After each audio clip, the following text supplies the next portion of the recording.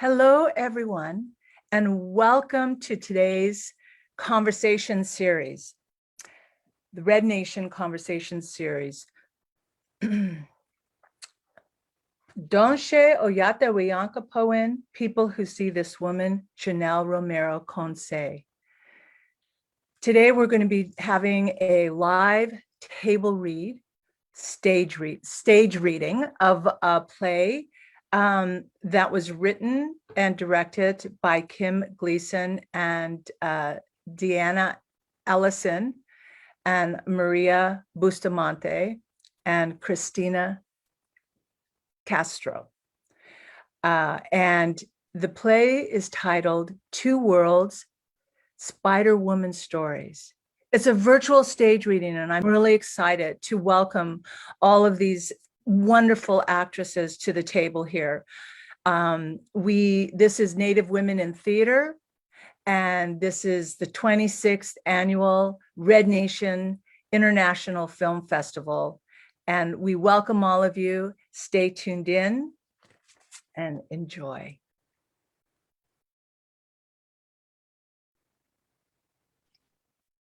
Act 1, setting. The stage must have a panel for the short film feature decorated by plants and leaves. Downstage, there is a lifted platform that should be surrounded by water. On stage, there are 4 sacred baskets with deity belongings, each traditional to the matriarchal characters and Native American tribes. Around this platform, a walkway for dancers enter for the opening movement piece. This ensemble of actors have outfits on to resemble plants, spider webs, and water. As movement and dancing continues, there are sounds of thunder, lightning, and drums as Spider-Woman, Corn Mother, Warrior Woman, and Tonatsin enter the stage.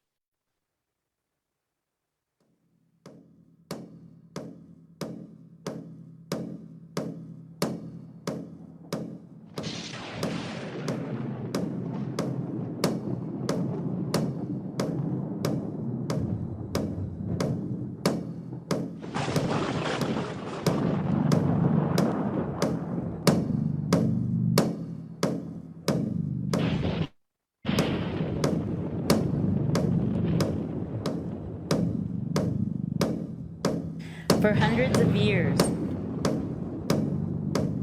they have been on a mission to eradicate women's knowledge, women's self-efficacy,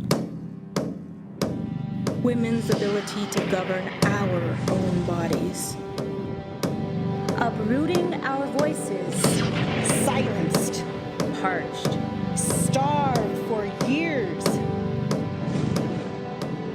Systematic massacre of the healers, dreamers, leaders, and truth seekers. Severing our essence as life givers, Mother Earth, Father Sky. The time has come to change. Reclaim our rightful place and walk with purpose. I'm ready for the journey. Corn Mother, Tonatsin, Warrior Woman, Spider Woman. These days belong to us. These days belong to us.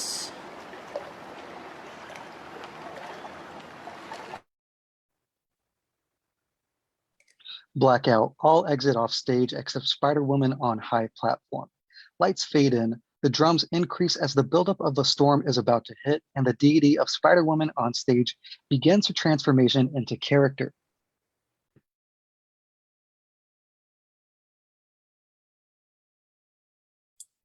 Storytelling, since the beginning of time, has brought me here to weave the broken pieces together.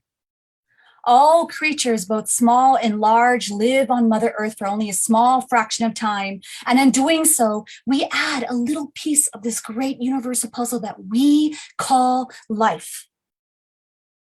Our ancestors have followed the stars, the moon, the sun alike to share with their people, and many of our tribal elders throughout the world who can change a generation of communities by one single voice.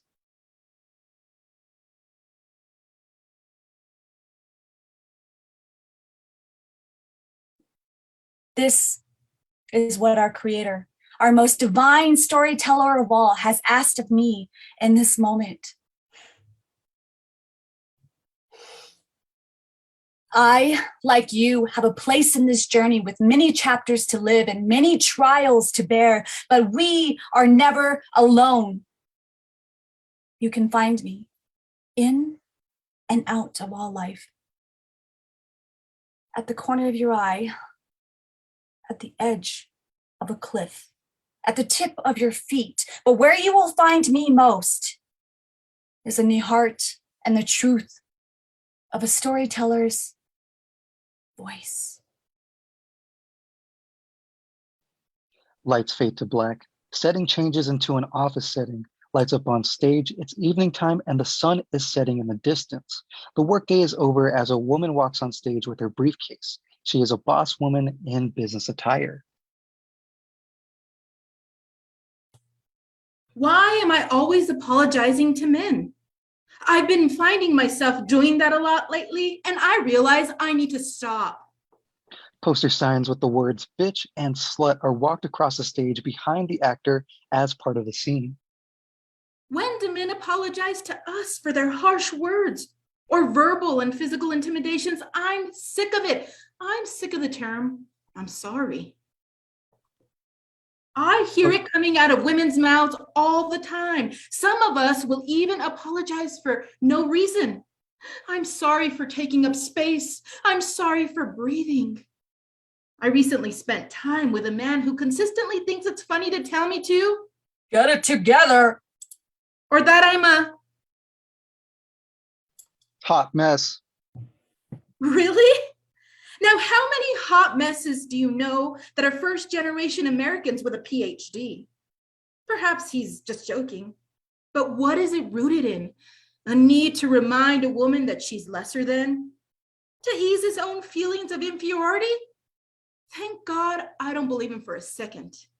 I know who I am and what I have accomplished, and that no one, no man for damn sure, can take that away from me. Calling me a hot mess, insinuating I need to get my stuff together, please. It's been weeks now since he left me.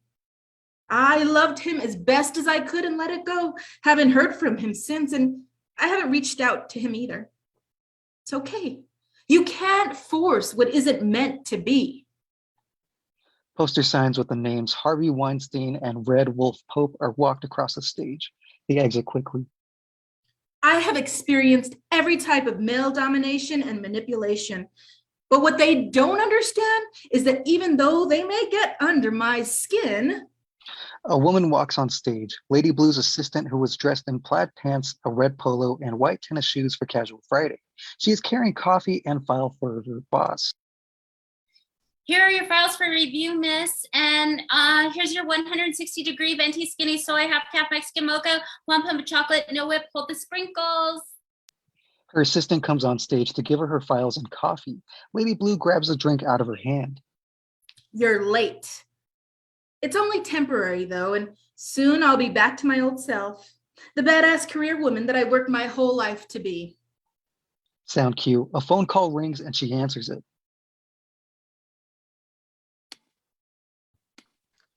Did you finish that report?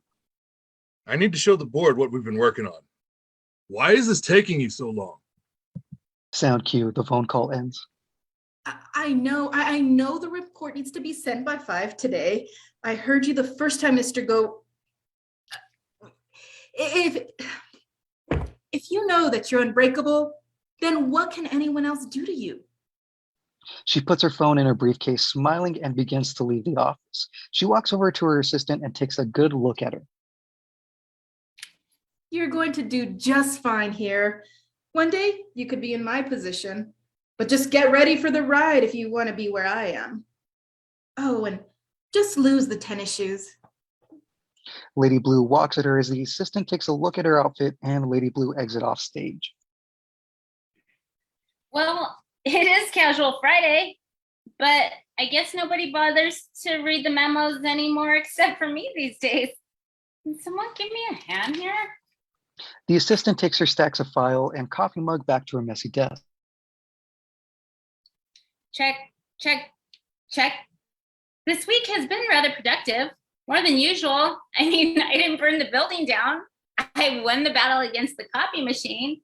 I quelled my supervisor's worries by meeting the deadlines on time, all while having just the last moment for this little cup of coffee. Just call me Decaf Queen. She puts her coat on and moves around the room. Friday. There's a million things to do this weekend. Let's see, maybe catch up on some Z's, get rid of these bags under my eyes. Or maybe I'll shave my legs properly because apparently dry shaving has its consequences. She pulls out her large grandma bag on the table. I can always get back to the book I started. She pulls out her book and drops it on the table as a voice is heard. Happy birthday to you. Happy birthday, baby. I thought you could use a new book to read. Well, actually, it's a self-help book, but anyway, I thought you could use it.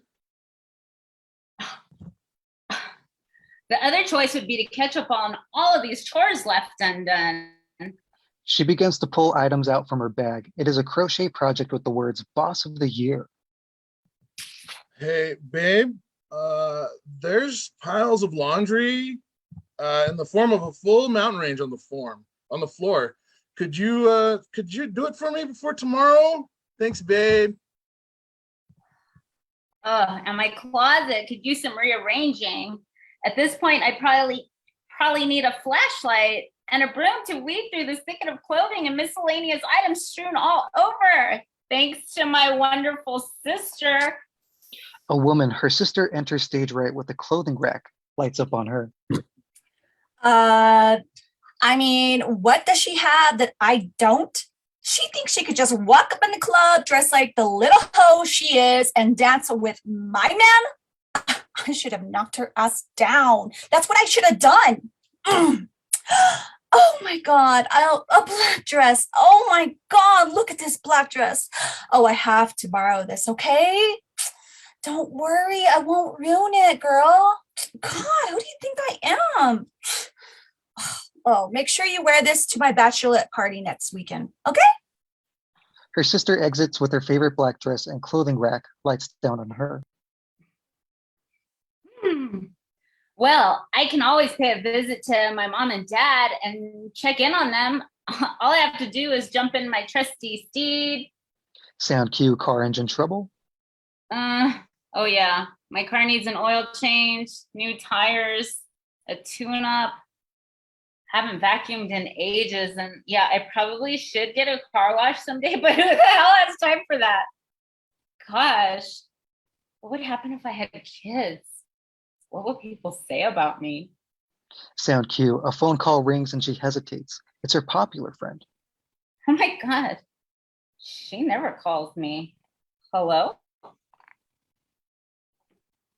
Hey, you. I'm sure you know who this is, and I just know what you're thinking. Why am I calling you? Well, let me start by saying I really felt bad the other day, and when I totally ignored you at the store. I was with my friends who are all up-and-coming actors, and they don't really like outsiders. So anyway, I thought I'd make it up to you tonight at your awesome sister's bachelorette party. Maybe we can wear the cute black dress that you were always talking about. I'm sure you have no plans since you're headless and all. Just kidding, girl. I'll see you there. Sound cue, a phone call ends. It should have been an easy yes or no decision. But my mind went into SWOT analysis mode. Strengths, weaknesses, opportunities, threats. If I go out tonight, it'll push back all my plans. But I was invited, and I mean, it's really nice of her to call me. I don't want to be blacklisted from future events, but I just, yeah, I'll go. She looks at her watch and rushes to her large grandma bag to collect her things.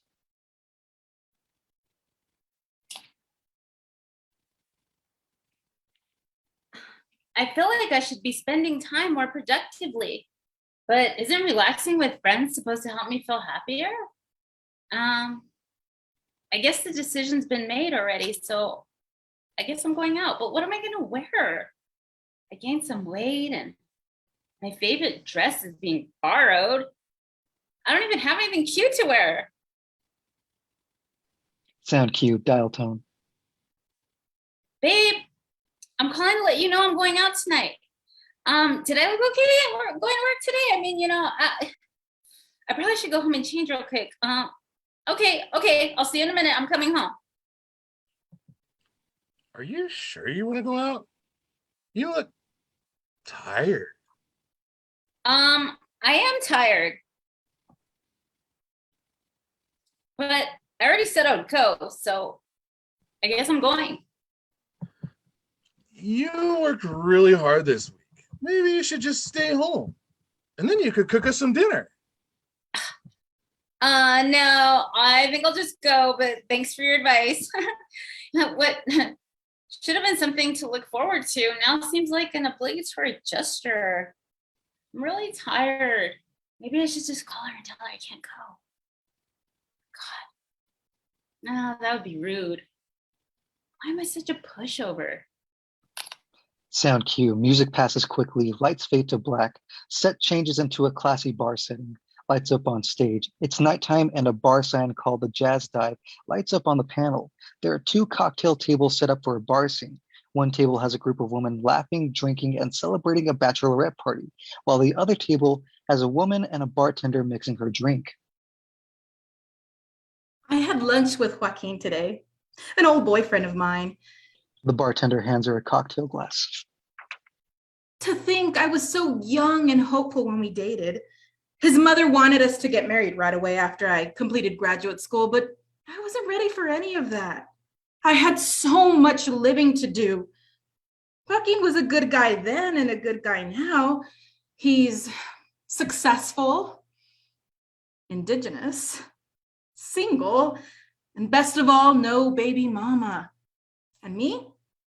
Well, I'm separated, a single parent, albeit educated and degreed. The bartender begins to clean off the bar while acknowledging her as another woman enters stage right, giving Lady Blue the native glare. Sounds of laughter are heard from the group of women at the table. Oh, I'm super excited about the honeymoon, you all. We have round trip tickets to the Bahamas, and I don't think we need to talk about what's going to happen there.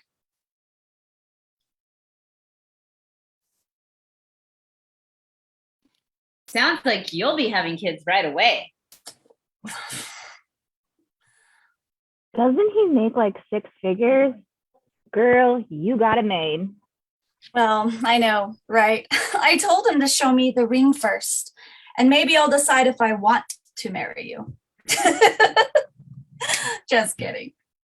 Now I have to start all over again, and this time with a young child.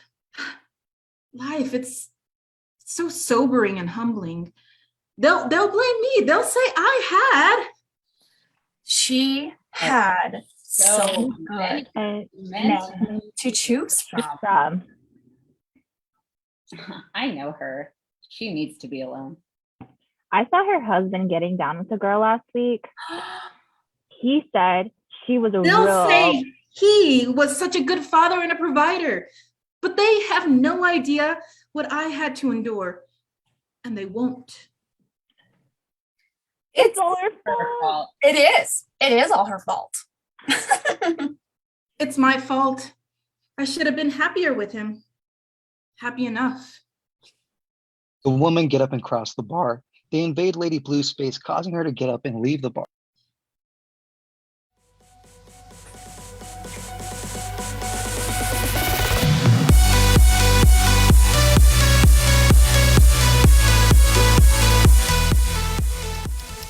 Oh, ow. I need to get home. I told Harold I'd be home by midnight. It's your night, sis. Don't even trip. I came out for you. I know, but he doesn't like me out so late. Can one of you guys give me an Uber? I said, I got you. I got to get home anyway. I need 8 hours to keep this up, girl. What about you?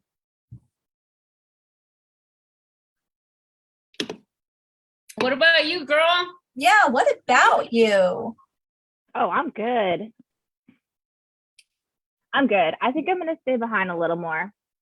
What? Why? No reason. It's nothing. Well, actually, I'm waiting for someone to text me back. We're going to meet up later. And who might that be? He's a friend.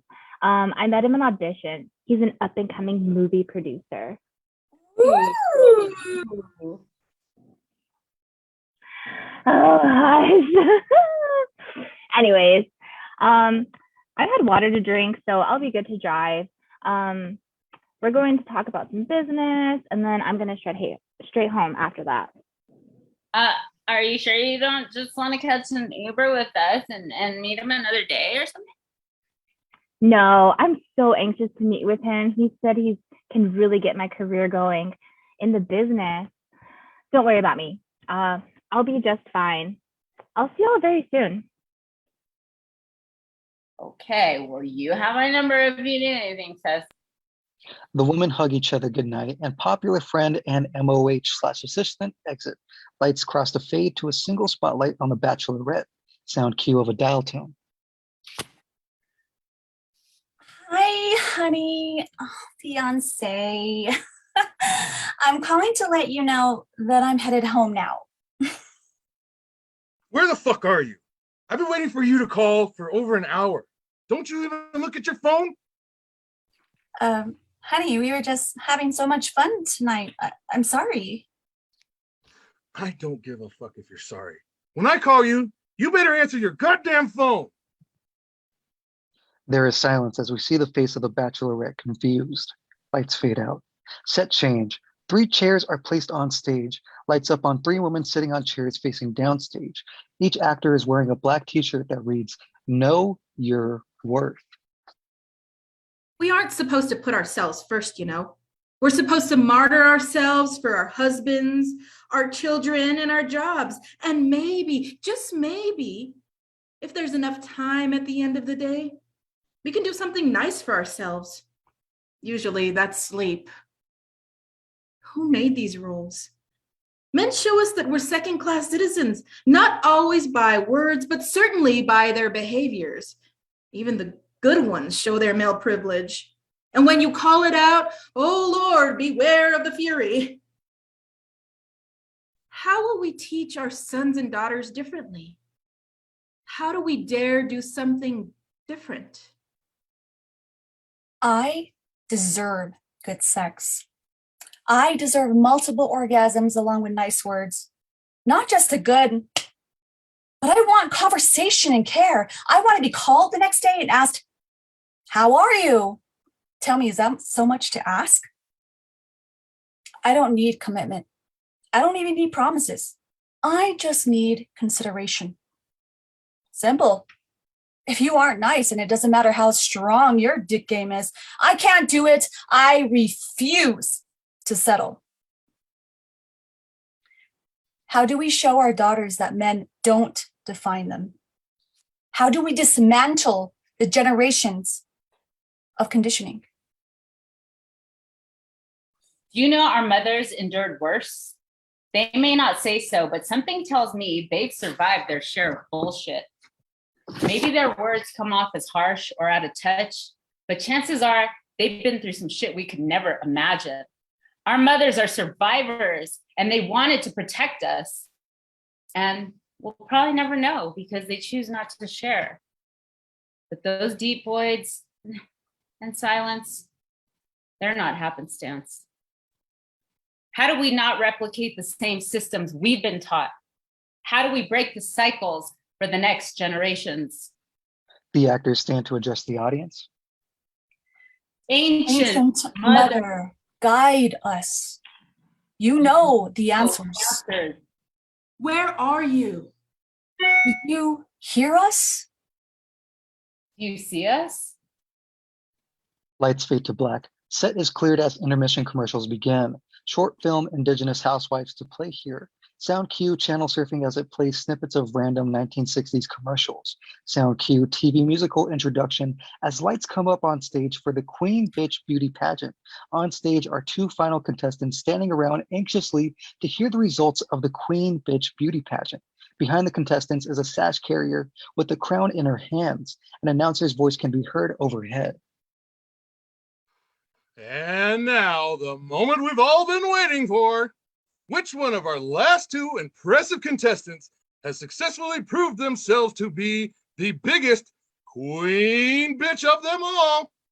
You've all worked so hard at being the best bitch you can be, but there can be only one stellar queen bitch in this competition.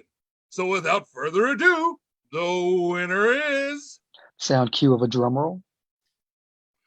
Miss South Valley. You are the queen bitch of 2021. The runner-up contestant starts crying inconsolably. The sash carrier walks over to decorate the new queen bitch with a crown and flowers. No. My husband told me I was the biggest bitch of them all. She cusses something in Spanish and exits off stage. The announcer's voice can be heard overhead as everyone continues to cheer and celebrate. Your story of working your ass off as a high school principal to raise your high school ranking in the South Valley District, all while fighting for the higher teacher salaries, really resonated with our judges. Congratulations! How does it feel to be Queen Bitch of 2021? Oh my God, it feels so great. I wanted to win this competition for so many reasons. Lord knows how hard I worked and how much I endured for standing up for my teachers. I worked to close the pay gap between the Heights and the South Valley districts. I raised my school's grades from C's to A's, and I'm damn proud of it. And if that makes me a bitch, then so be it. I'm honored, and I'll proudly wear this crown on my head. Gracias, Virgencita, gracias. She waves her hand regally in the air as the crowd applauds it increase. Thank you for watching, America. We'll see you next year in 2022. Now back to your regularly scheduled program. Sound cue TV test signal ends, lights fade out on stage. End of intermission. Act 2, transformation. Lights up on an ensemble of dancers who begin a movement dance / peace fashion show. Warrior Woman enters stage and begins a solo dance piece as the camera's flashing lights begin slow and then become so fast and bright. She becomes frightened and confused. Blackout. Sound cue, Spider-Woman's return. Lights slowly fade up on stage as Spider-Woman enters on with her musical instruments. Every culture has a way of telling stories through music, dance, and voice. Sometimes through our laughter, and sometimes through our tears. What were our ancestors warning us about? Upstage, we can see two elders covered with blankets walking in the distance. They help each other up as they struggle. These visions of death and suffering, hunger and disease, war and genocide, it's not going to stop. This land we walk on will continue to shake, flood, burn, and destroy its path piece by piece until Mother Earth is whole again. We are closer than we have ever been to losing all that we have.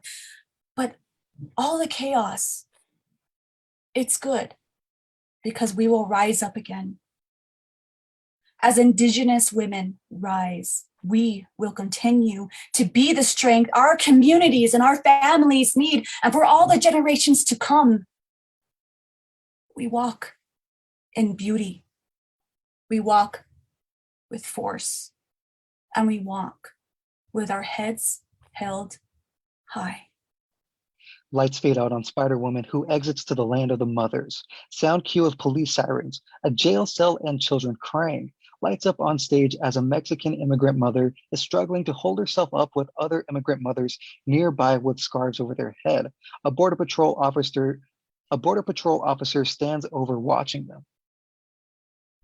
What kind of society knowingly allows children to be separated from their mothers? How did we all become complicit in this? Are we too busy dealing with our own traumas? Why aren't we up in arms? Why aren't we burning shit down? Is this how they made us? As Indigenous people, we have seen this before.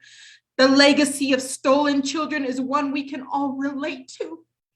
Indian agents and boarding schools have been taking our children for centuries. How do we fail to see the similarities and tactics to destroy our humanity? We will be deported back to our home countries without our offspring. What will become of my children? Will they be killed? Will they be stolen by white families? Will they be sold? Is this the American dream? The immigrant mother falls to her knees as lights fade to half. The Border Patrol police takes immigrant mother off stage forcefully as the spotlight comes on stage as woman enters for a song.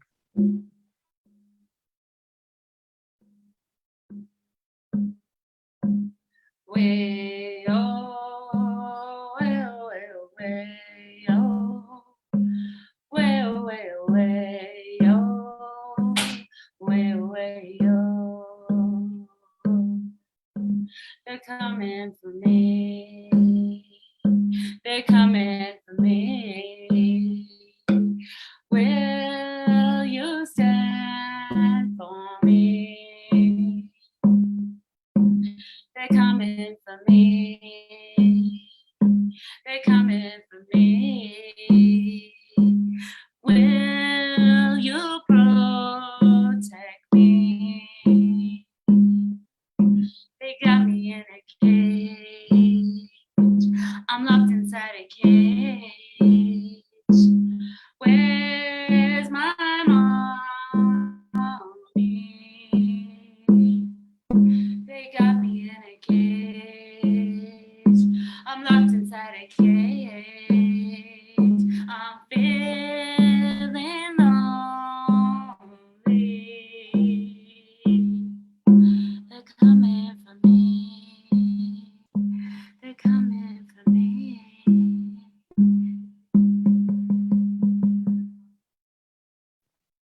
The song ends as lights crossfade to the protester. She begins to address the crowd as we hear clapping and celebrations overhead. Even though Indigenous lives are under attack, what do? Stand up, fight back. Do you think that ever stops us from standing up for our lands and our resources? You think they'll ever stop us? All these police? Nah. Everywhere you look, Indigenous women are leading these movements all across the Americas. So let me ask you, who are the real warriors? A police officer enters on stage to take her drum away, forcefully taking her into custody and making her kneel. She continues to speak. Prior to colonization, our Indigenous system knew there needed to be a balance of power for things to be in harmony. There are many words for this harmony in every language, so speak your language. If you know it, speak it even if you don't know it. Don't let them steal your voice. The officer takes her aggressively off stage as lights fade to black on stage.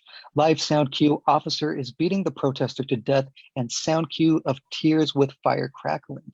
Lights fade to half on stage. Sound cue, Spider-Woman's return. Lights slowly fade up on stage as Spider-Woman enters on with sage to burn. An image of the rising sun can be seen with a medicine wheel. She blesses the four sacred directions.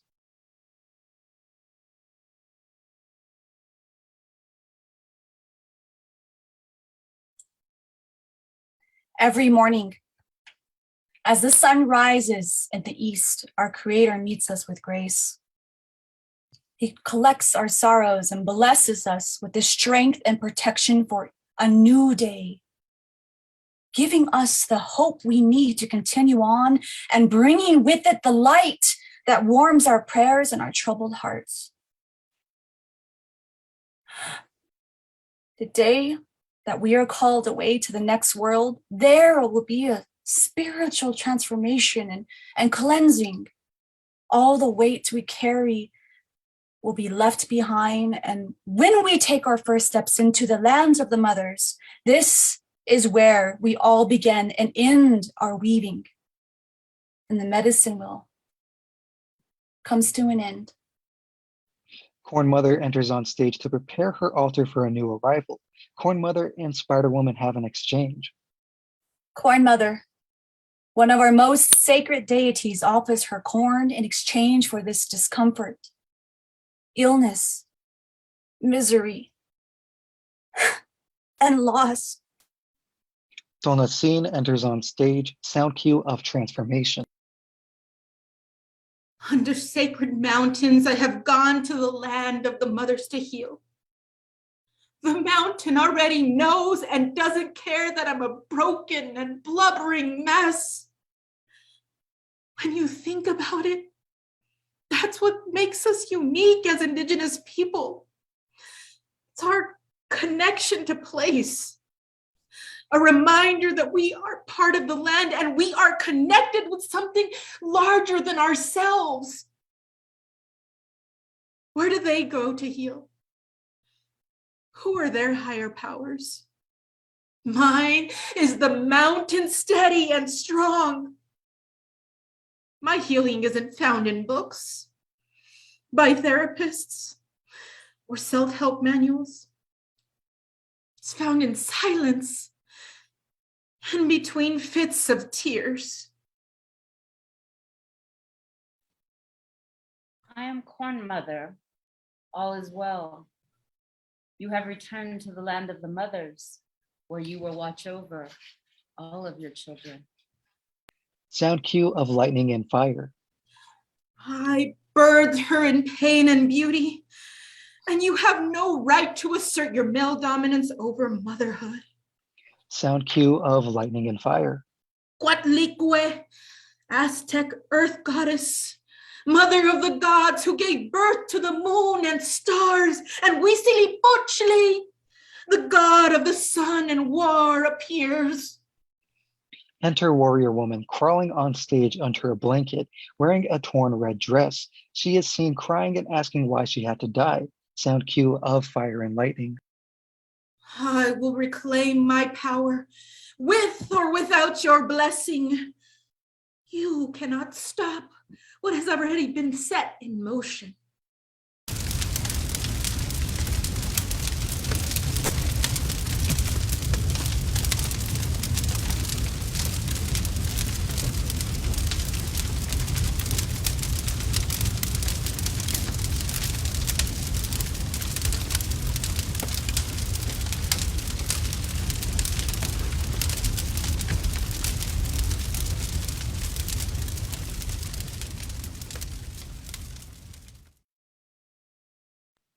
Lights crossfade on stage as Tonatine, Corn Mother, and Spider-Woman help Warrior Woman with her transformation.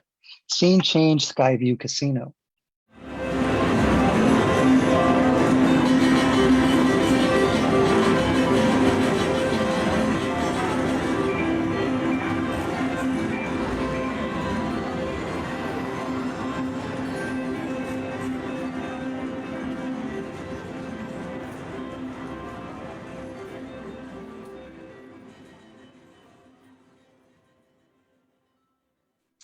So, for you lucky winners out there tonight, we're happy to announce we're still serving some of those delicious kettle popcorn you love so much in the back table. Only happens on rare blue moons, so make sure to get your snack on, elders.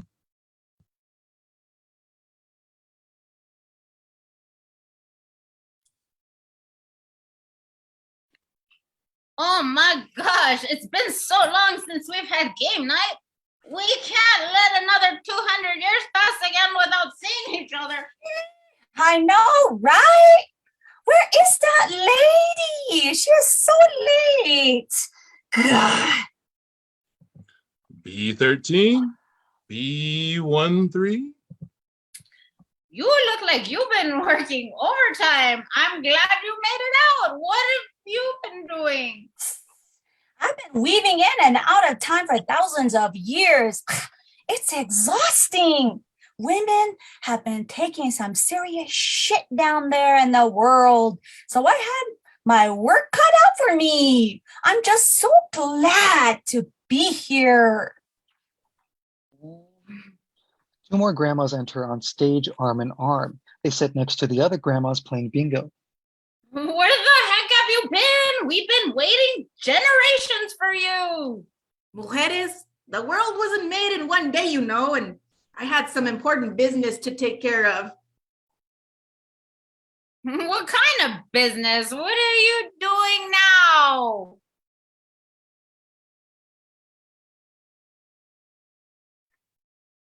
We've been busy praying for Mother Earth to heal from those crazy people. But just keep using up all of those resources like they own it or something. Bishne. And we were riling up the tourists in Jemez Hot Springs too. We kept turning up the temperature on them for fun, but it didn't hurt anybody, especially when you're without your calzones. But we sent you on a specific mission to gather medicines, but instead you went and spent your time with a bunch of hippies out in Jemez? I bet you're smoking too much of that wacky tobacco. You forgot what you were doing and then you just show up here years later. God! Don't look at us like that because I know what you two old cabronas are thinking. We all need a little fun every now and then. We may be old, but we still know how to shake our matriarchal hips. Let's go, Dan. Let's get this party started. They sit down and start to play bingo together. Grandma Warrior Woman pulls out her lucky charms and pulls out a shiny diamond ring she found on Earth. Grandma Spider Woman stops playing bingo and is shocked at the sight of the diamond ring.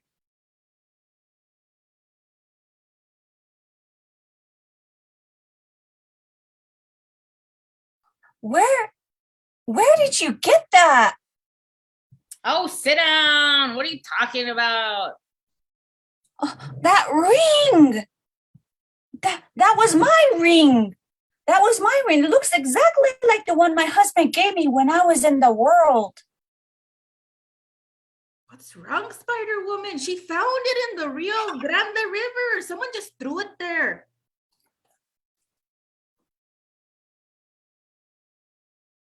Hey, you never really told us how you got there. What happened to you there? Lights crossfade to center stage as Spider Woman takes off her grandma's scarf and begins to tell her long-awaited story. Started off in the beginning. Started off beautiful. He was everything a woman could ask for. He had a great job, made lots of money. I wanted those fancy things. I deserved that life. My mom brought me up to find the right one to save me. At first, he would call me and ask me what I was doing and who I was with. He would tell me where I could go and could not go. It was his way of protecting me and caring for me. Then on the honeymoon, I dressed up really nice and in a really cute little black dress. And it was the first time he grabbed my arm, pulled me close to him, and yelled to my face, "You're a married woman now. You're my wife. Stop dressing like a little slut." He left bruises. I covered them up. It was just the beginning. The slaps, the pushes, the punching, the name calling. There were times I couldn't leave the house. And I always ended up just making excuses for him, but it was something I had to do to survive. I realize now money doesn't buy happiness, and self-love is more important than what money can buy. How I spun myself into a tangled web of denial. Lights crossfade back to full stage as Warrior Woman goes to comfort Spider Woman. Grandma Warrior Woman takes the ring from her and takes a good look at it. Ah, fuck it. Spider Woman, you don't need to worry about that silly rock anymore. We're in the land of the mothers. We are finally free. I feel the pain in that story, Spider Woman. Most of us grew up with mothers teaching us this way of life. Get married, have babies, and walk side by side with your man no matter what. Does question the concept of love, doesn't it? Let's not forget, this Western construct of marriage is only fairly recently in all of her story. I mean, if you want to talk about what we were doing before all that colonization and stuff. Oh, remember the good old days of the matriarchy when women reigned supreme? Oh, yeah, I sure do. I feel sorry for those women down there who think they gotta be satisfied with just one. Just what? Just one? How do those women do it? Oh, how do we do it? Backwards, forwards, upside down, and all around. Oh, I remember when I have 4 lovers.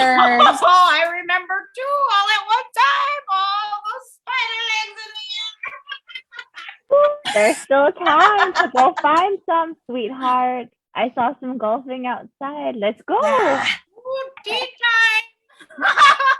Sit down, warrior woman. We're here playing bingo for a turkey, remember? Your sweethearts will come when they smell good food coming from the oven. Well, they better not waste my time. I don't have patience anymore. Well, it seems like the fight never ends, sisters. Our work continues on and there's still power in our storytelling. We need to keep speaking our truth, stick together, and lift each other up, just like we always have. So what now? Is this the destiny for women evermore? Or can we spin a new narrative? Ah, Bingo! Gah! There goes another turkey again. Blackout. All exit off stage. Deities enter one last time as they take their traditional instruments and begin their round dance with Corn Mother in the middle, drumming and singing. Lights slowly fade out.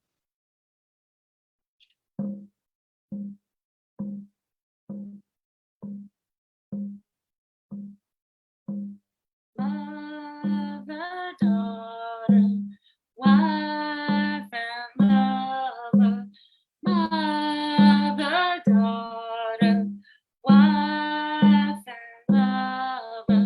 Say her name.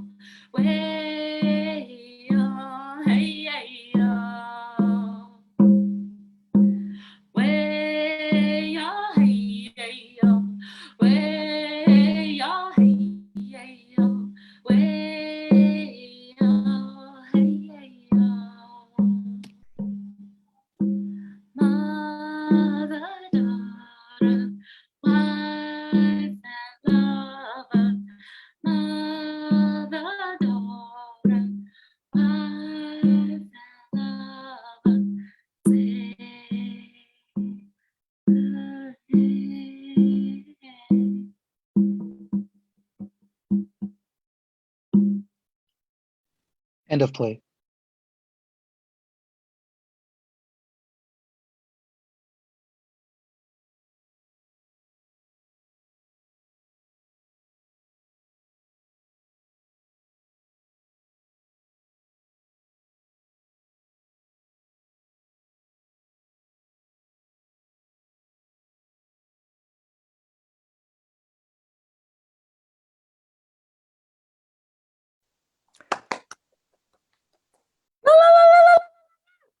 I love this play. I cannot wait to have this in person, to have all of you here in Los Angeles next year. It is gorgeous, it's empowering, and I love that we did it this way today.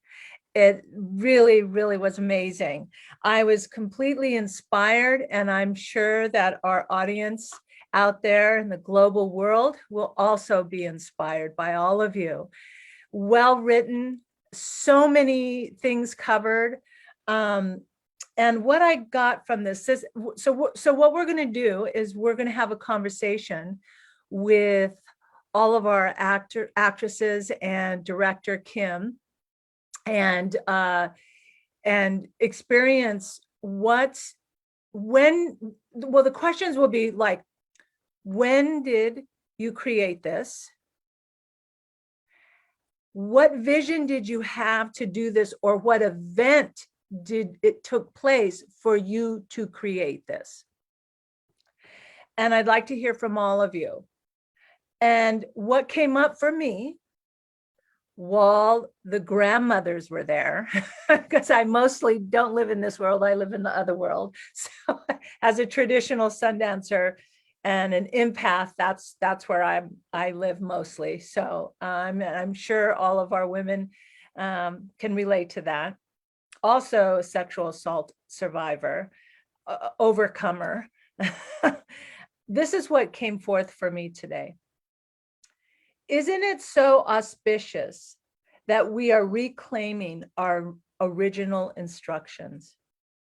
We are listening, our youth are witnessing and experiencing what we're living today. We are the natural law life givers. And with that, I want to share, and women supporting women, of course, you know, but I want to share this one thing because your story brought up another experience that I had. I was in our Inipi, our family has an Inipi. So we were in our Inipi and we came out. And I remember this one very well-known Native actor was in the ceremony with us. And when we came out, you know, and he's a very well-known Native actor. He claims to be very spiritual, and, you know, he's very big ego and he's handsome as well. You give him that. But when we came out of the ceremony, he looked at me and he goes, you know, you Native women that are standing up must be all gay. You must be lesbian. You must be gay to be standing up for yourselves. And I stepped back, and that very moment I lost all respect for him, because he has no clue about women, right? At all. And that to me was a very important moment, because there were children there. My children were there, right? And we had to have a little conversation after he left, because it was ridiculous, obviously. And so I want to put that on the table today to discuss too. So when women, strong women, when we are standing up for ourselves, reclaiming our power, reclaiming our truths, reclaiming our original instructions, we are now being targeted by men in our community and outside of our community that are putting labels on us like, what? You sound like an ass. That's how I feel. Anyway, it's ridiculous. But I'm going to open up the table, and Kim, I'm going to toss the talking stick to you, my friend. Thank you. I'd like to congratulate everyone here. We've taken a long time to put this piece together, and it's still in transition. So I want to thank everyone that is part of this production. We have a new actress working with us, Ria Thundercloud. We have our wonderful Christina Castro and Maria Teresa Herrera. And we also have another person that's not able to be here, which is Deanna Allison. So we want to recognize her and her accomplishments in this piece. So yeah, just to start with the questions that you have, our writing process started, I want to say, at the end of 2017. It had premiered in 2018 as a full performance at Q Staff Theater in Albuquerque, good friends of ours of Two Worlds. And then in 2019, we had an opportunity to actually display it at a conference with Native Women Lead back in 2018. And then in 2020, we were set to do our full performance again at the Revolutions Festival here in Albuquerque. But due to COVID, we were shut down along with all the other theaters here in Albuquerque. So it was kind of a time for us to reflect on what we wanted to do with this piece. We did want to make sure that we brought in a native dramaturg that could help us rewrite some of the scenes to make them stronger. Because when we first started writing this piece, we came together in collaboration with storytellers of New Mexico. And we came together with Sarah Malone, and she said, hey, we have some opportunities here to create a voice for matriarchal Native actresses. And let's talk about your personal experiences and put that into something that's like new, that hasn't been seen on stage or in film, really. I have not seen anything that has represented the true embodiment of matriarchal characters, people that inspire us, which are our mothers, our daughters, our relatives, our ancestors, and people in the community. So we all have co-written, along with Deanna Allison, this work, and we were just trying to figure out what we wanted to do, where this show was meant to go.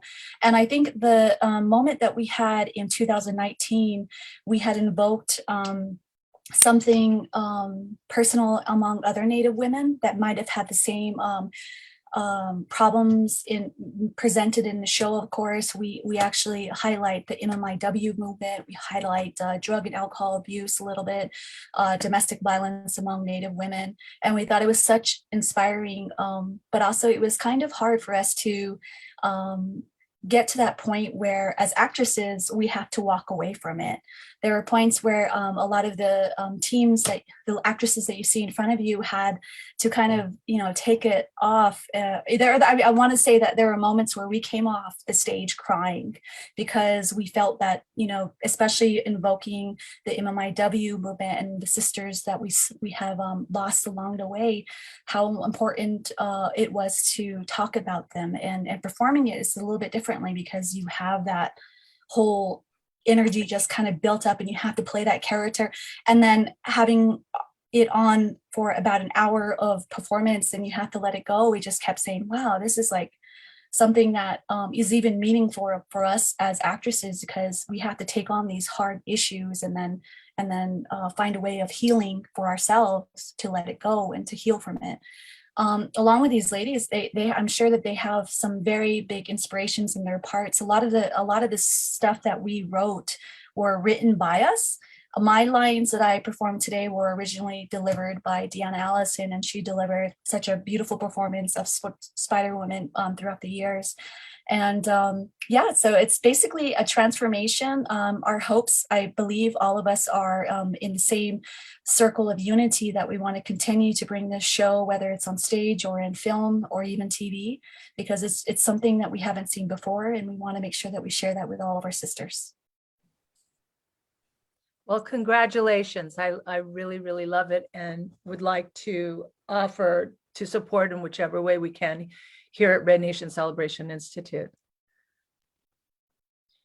I would like to add that we, you know, as mentioned, Rhea Thundercloud has come on to take on the War Women / MMIW character. I think that's a character we've struggled with, how to present her mindfully with regard to families who actually have experienced this, and really bring out her character. So I think because of Rhea's dance background, we're really going to, I think, sit in the next coming months, now that we're also with this, a year and a half has gone by since we've really done anything to the script, and so much has happened in the real world with COVID and all these things, and we kind of, Spider-Woman alludes to them, which is really foretelling. And maybe adding another scene of a Spider-Woman narrative, as well as fleshing out Rhea's MMIW character, because she does transform to the end into a warrior, but we really want to make that seamless in her engagement with the other characters, as well as maybe using her dance background to really say things that maybe words or the way we say them, it maybe for us as Indigenous people, we can portray these emotions through movement better than maybe her having so much speaking, you know. I don't know, it's really interesting. I'm really thinking about it as I see you move, Rhea. You're so fluid in your movements, and it's really exciting. I really look forward to the development of that specific character. I concur. I totally agree. Not that I have any say, but Well, and I think the process for us all, this has been really important for all of us, I think, in some, to some degree, because we're real people. We're telling real stories. Many of us are a big part of our, you know, communities, whether, you know, it's in our profession, whether we're, you know, working on social justice issues. So these stories are not just made up, right? They come from our personal experiences. Somebody maybe we know, maybe it's our experience, right? So again, reaching out into our communities and telling these stories is really so important. And I think I really appreciate this group, because we've worked together to open the door, hopefully, for other women to tell their stories, right? And many of these being very difficult, very challenging, very, you know, painful. But what I say too is there's beauty in all of these stories, as difficult as they may have been, right? And so I think that I wanted to thank all of you, you know, for giving us this platform to do this, you know, to tell these stories. Yes, being the newest member, kind of just being added to the group, I feel like it was the stars aligned, because I had been praying to like be in the presence of amazing women, and then this kind of just presented itself in front of me, and I feel like really honored and really blessed. And I definitely feel the energy of the play, and I feel the power of it, because a lot of the scenes that I'm doing, I honestly do feel like a deep connection and a deep feeling that I don't know if it's truly mine, but if it's something that just the collective as Indigenous women kind of feel together. So it's really such a sacred space to be in this place with this kind of story, this narrative, and women creating it and presenting it and putting it out there, and film and movement and dance, and kind of just encapsulating all of our different passions, especially dance. You know, it's a big part of Indigenous livelihood, everything. So it's such an honor to kind of help bring that, and just it's just such an honor. So it's really cool to be here. I know I'm new, but it really is amazing. And this play and everything, the writing, the script is so amazing. It's really well written. It's really awesome. wow. So one of the things that I'd like to address, because you brought up the Harvey Weinstein thing in your in the play. When that broke, which was on October 5th, which is my birthday, 2017, when that story broke in January 7th of 2018, all the actresses at the Golden Globes wore black, and they were talking about Me Too and Time's Up and all of, and those two movements. And immediately I got on the phone with our board of directors, and we immediately coined and created a call to action, and it's the hashtag is why we wear red. With the hand over the mouth. And how that came about was when we put that initiative out there, that call to action, one of our Danae sisters, she does yoga. She's so amazing. She's so beautiful. I asked everyone to send in a picture of why we wear red. And I thought they were going to like put it on their hand. I gave some examples, and she went and did this, and that started the whole thing. And I want to give her props up, but the why we wear red, and this works perfectly with your play and your writing instructions, and that is, there is a direct link between our Native women in film, television, theater, music, and media. There's a direct link to our murdered and Indigenous women, right? And years ago, it was like 2013, I used to make a living being an episodic actress. And then in 2013, all the 4 major networks, NBC, CBS, ABC, Fox, completely wrote us out of the narrative, completely. So from 2013 to 2019, you did not see a Native actress in a co-starring, starring, lead, featured role, not even as an extra. We were completely written out. So the work that we've done with our call to action, why we wear red, is to amplify and with our Native women in film and television brand to move that initiative forward. And this play does that. This play helps support that initiative, right? Because it's women supporting women, and it's yeah. So that's, I'd like for you guys to share on that, like what is your vision or maybe concept or idea moving forward in getting and recognizing and owning more of our women's voices, our leadership. Yes, definitely. That's the key word, is leadership. I think we have a lot of people right now that are in political situations or in spiritual and leadership levels that are just kind of taking that and making history with it. And I believe when we first started this show, it was really just a writing process for us, and we didn't know where it was going to go. And again, just to mention, when the audience, who is mainly, I want to say 80-90% Native women, came up to us and just told us how powerful it was. And even though there were certain moments where they were like really shocked and whoa, that was way too much for me. I think that a lot of our Native theater audiences don't really know the power that we give as a live performance. And that's where it kind of led to.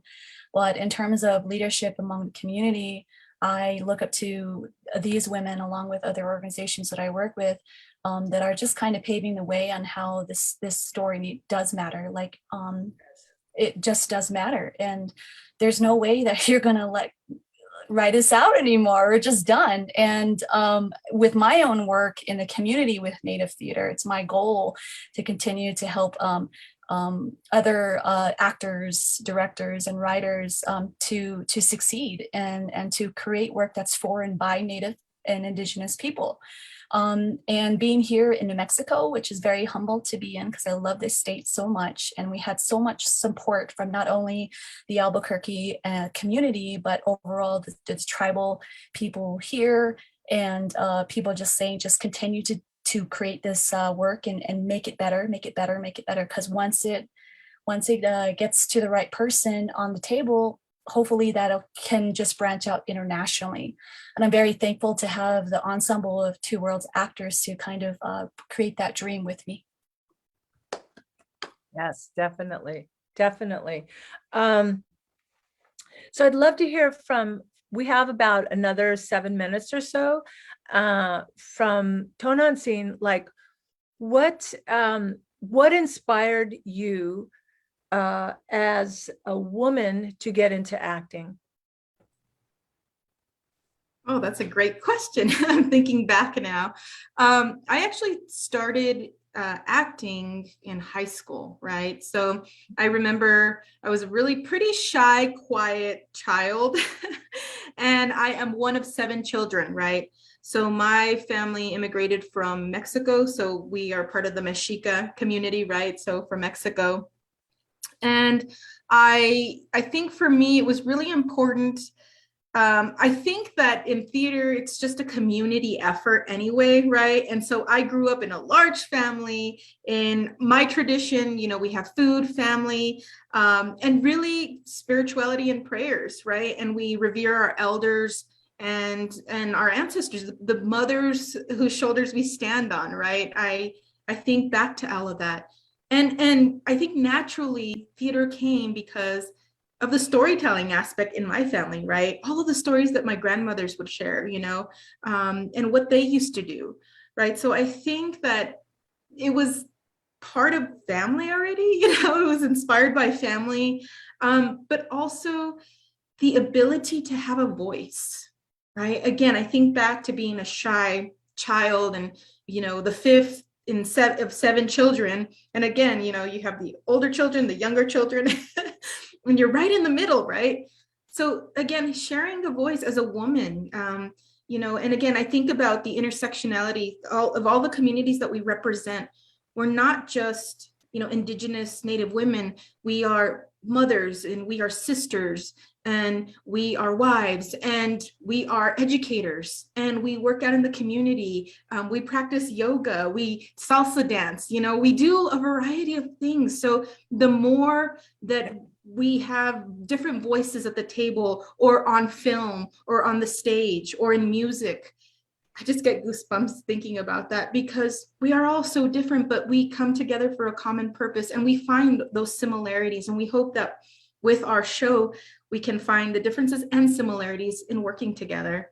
So I'm super honored to be in this room with these women and just being able to think about sharing this with the next generation, right? With our youth, with my nieces, my nephews, the young people in our communities. I think that's important. Yeah, what brought up for me with your share is that, I'm so happy that there's you, Tonantzin, in the play, being from Mexico, because, the history of this is that it in 2014 is when the Smithsonian 2004 was when the Smithsonian finally recognized our relatives from Mexico as being Native. That's crazy. It's like we didn't create the border, right? So it's just, there's so much educating to do and so many stories just on that topic alone, right? And so I'm excited about that. Also, what came up for me with your share, Tonantzin, is that I when my kids they're adults now, but when they were at home, the mothers that are not that are white, right, Anglo families, their kids, when they would come over to play, they would say, I don't know my mom. I don't know what her history is. I don't know, what her thoughts are, her background. And I thought, really? Because I'm like always sharing, like our communities, we're always sharing who we are as women to our kids, right? Our story. So I think that this play encourages that, right? The grandmas in this play encourages to let our kids into who we are as mothers. Like let your child know who you are, where you came from, what your struggles are, what your story is, what your achievements are, celebrate them. I just want to put that out there because with your share, Tonantzin, that's what came up for me, because I feel that is really, my kids know everything about me, all of me, who I am. I don't want to leave this earth with them saying, I wonder what my mom, I wonder, oh, I don't want them to, I want them to know fully fully, the whole enchilada. So Corn Mother, I would love if you can address, I like calling you Corn Mother, so you're always going to be Corn Mother to me. So I'd like you, if you can address what I shared about the native actor that said, what he said, and putting us in a box to, I think the reason why he said it was to try to suppress our voice, right? With a weird way of doing it. Yeah. I mean, our men are, just as upholding of the patriarchy, they benefit from it too. So nobody with privilege wants to give up their privilege. And I'm sure they see, and even more so now, the power of women is just rising exponentially in our indigenous community here in New Mexico, as well as nationally and across the Americas, like I say. So I think men are at like a point of reckoning right now. So they have to reckon with themselves, the matriarchy rising, toxic masculinity, where they stand in those structures and how they benefit from those structures. And I think it's tough. I think honestly, Native men are kind of having a hard time right now. It looks like, just from a sociological, scholarly perspective, because I am a scholar and a researcher as well. And I'm just like, do the work, guys. Do the work. There's space for all of us. Us as a sisterhood, we're creating spaces for each other. And if they're not going to let us have a seat at the table, guess what? We'll either turn over the table or create our own table, because I know too many powerful Native women right now, and we're not stopping, and we're not apologizing. Yeah. We have all these young women coming up. And speaking of young women, where's our young actress, the warrior woman? Is she still on? I think she might have, yeah, she was having a little bit of technical issues. Oh, okay. Again, we need to get broadband on the Yes. on our own tribal lands. That's the problem. Yes. Well, with that said, I adore all of you, and I love you all. And I think please continue to do what you're doing. And I can't wait to see the rewrite with Warrior Woman more included in the story. And then seeing you here in Los Angeles in 2022, we'll make it happen one way or another. You know that we can, as women. When we make a commitment, we get it done. So I'm looking forward to that. I'm excited for you all. And I pray and put you all in total success and well-being, and stay safe out there. And one last thing, I'm from New Mexico, so this play means a lot to me. If you go to Santa Fe and you go to that cathedral, my relatives are etched in the glass in that church there.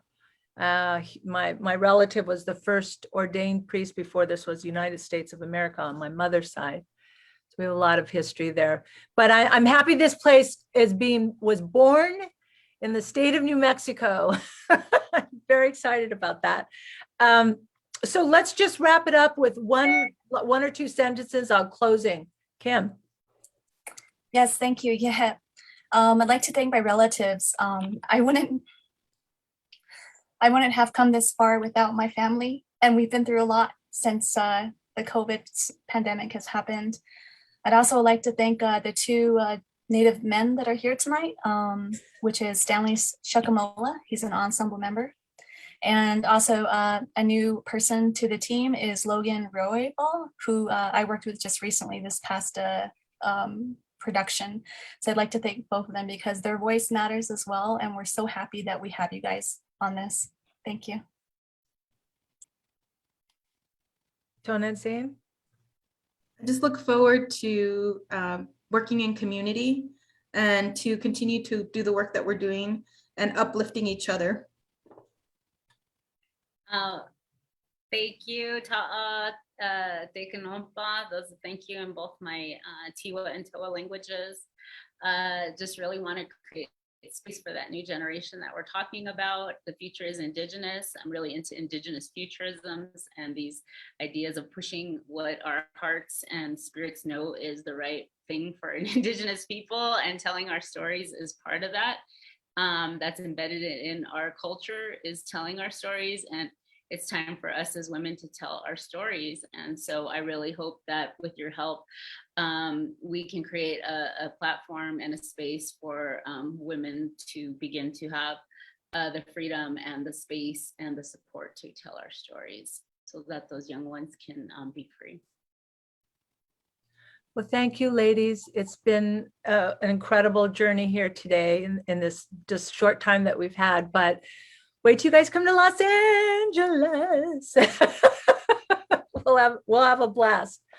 I'm looking forward to it. I love you all. And thank you everyone out there in the global world for tuning in today as you experienced Spider Woman stories with production by Two Worlds.